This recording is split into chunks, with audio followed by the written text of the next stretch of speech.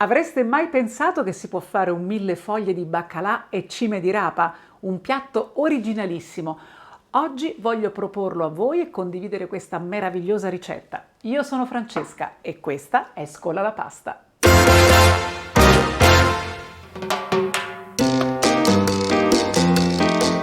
Il baccalà normalmente viene considerato un piatto tipico della cucina povera. Oggi non possiamo certamente dire la stessa cosa, però ogni tanto regaliamoci qualcosa di buono, di veramente gustoso, ma anche e soprattutto molto sano. E allora andiamo a vedere come prepararlo.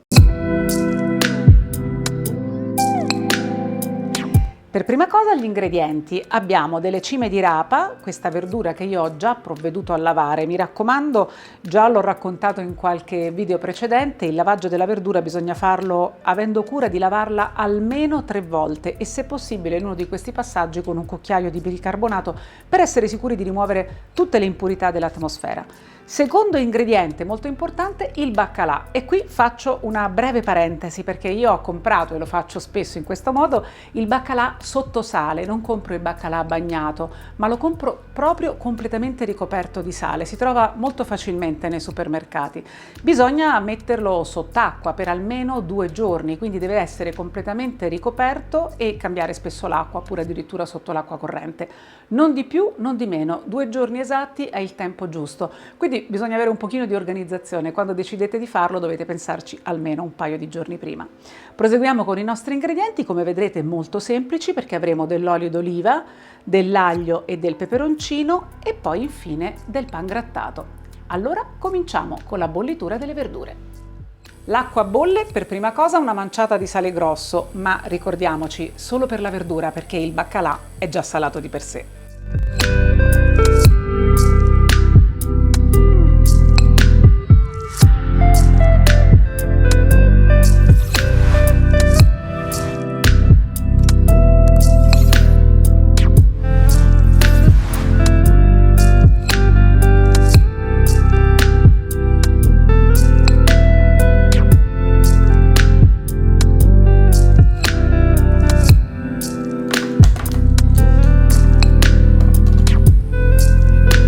Uno spicchio d'aglio nell'acqua di cottura dà un profumo incredibile.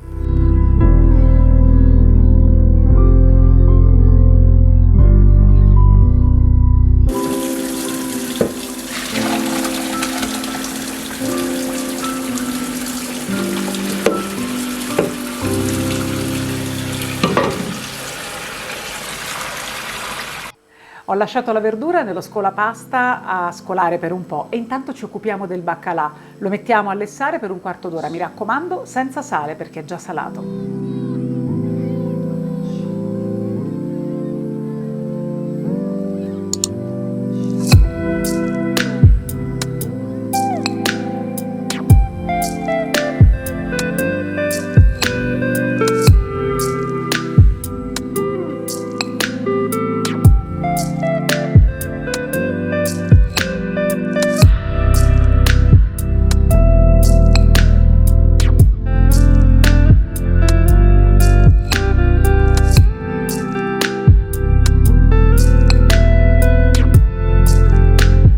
Adesso il baccalà si deve raffreddare completamente perché dovremo andarlo a pulire, quindi ci occuperemo della verdura, andiamo a ripassarla. Verso l'olio in una padella. Aggiungo 2 spicchi d'aglio schiacciati e una puntina di peperoncino.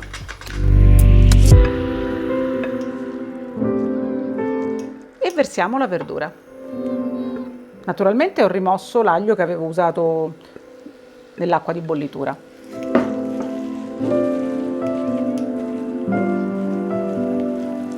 E lo lasciamo andare una decina di minuti.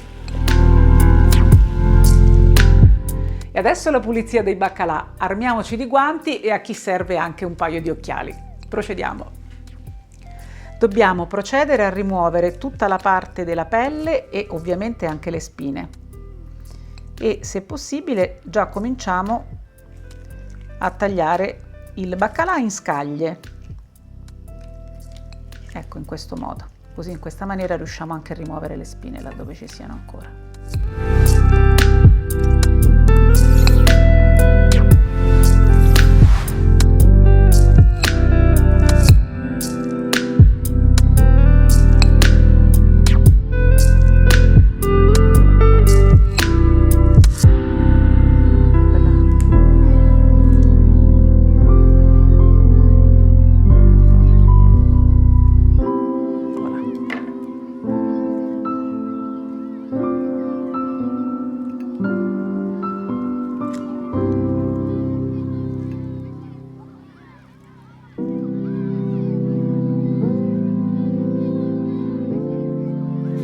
Per prima cosa dobbiamo foderare questa teglia con della carta forno, quindi ho preso un foglio di carta forno, di quelli già pretagliati, lo dividiamo in due,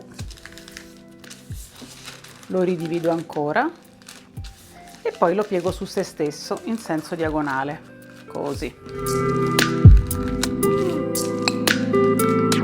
Non è un corso di origami, state tranquilli. Poi lo metto qui e taglio. In questo modo avremo la forma perfetta. Bene, ora cominciamo a preparare il nostro millefoglie, cominciando dalla verdura. Facciamo un primo strato. La carta forno è necessaria perché questo ci evita di far attaccare sul fondo tutto quanto il baccalà e la verdura.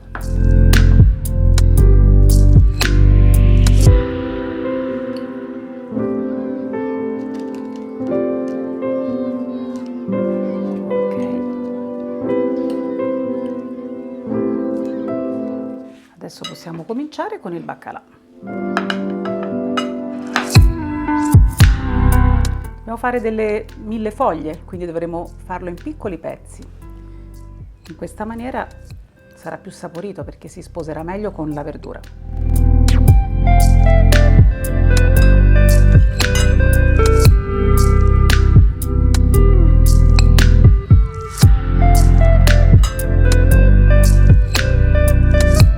Il baccalà è già molto saporito di per sé, però andremo a mettere giusto un filino di olio.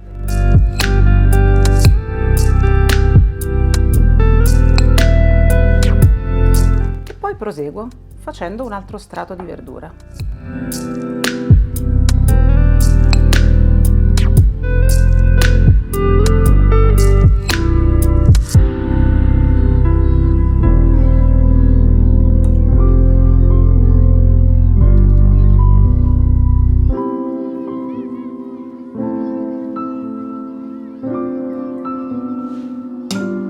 Ancora baccalà.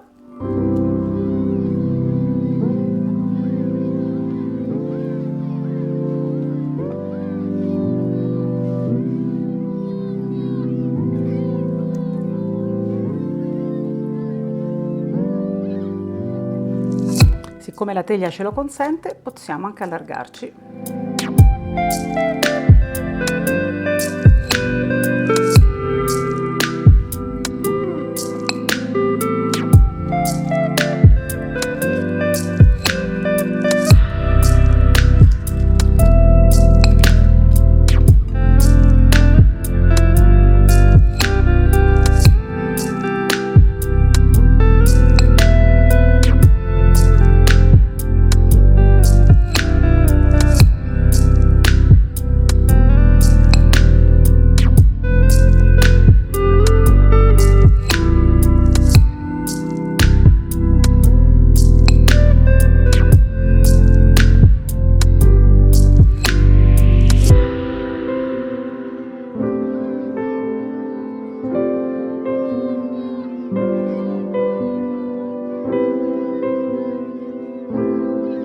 Ed ora siamo pronti per andare in forno. Gli ingredienti sono già cotti, quindi lo metteremo nel forno preriscaldato a 250 gradi per un quarto d'ora, 20 minuti, giusto per gratinarlo.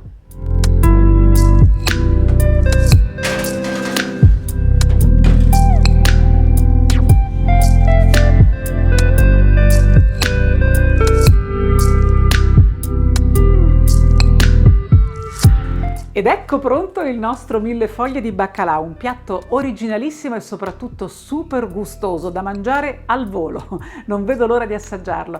Intanto vi ricordo, se non l'avete ancora fatto, di cliccare nel tasto qui sotto per iscrivervi al nostro canale e poi anche un vostro like sarà molto gradito. Sapete che c'è una leggenda tra noi youtuber? Ogni volta che c'è un like accade qualcosa di speciale.